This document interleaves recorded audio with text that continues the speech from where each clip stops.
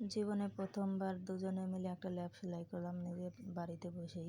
তো ল্যাপের কাপড়গুলো দোকান থেকে কিনে এনে আর গাছের অরিজিনাল শিমুল তুলা গাছ থেকে পেরে রোদে শুকিয়ে তারপর এটাকে ল্যাপের কভারের ভিতরে ঢুকিয়ে লাঠি দিয়ে বাড়ি মেরে মেরে আপনাদের ভাইয়া চারদিকটা সমান করে দিল।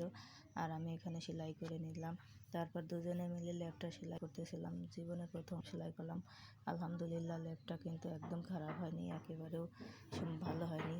তো যেভাবেই হোক নিজের হাতে কাজটা করতে পেরে খুবই ভালো লাগতেছে। আপনারা ওইভাবে ল্যাপ সেলাই করতে পারেন। নিজের কাজ নিজে করতে পারলে কিন্তু খুবই ভালো লাগে। এভাবে ল্যাপ সেলাই আমরা কখনো করিনি, মোবাইলে একটু দেখেছিলাম, সেটা দেখেই ল্যাপটা সেলাই করলাম। আলহামদুলিল্লাহ, অনেক ভালো হয়েছে এবং খুবই আনন্দ লাগতেছে যে জীবনে প্রথমবার দুজনে মিলে একটা ল্যাপ সেলাই করতে পারলাম।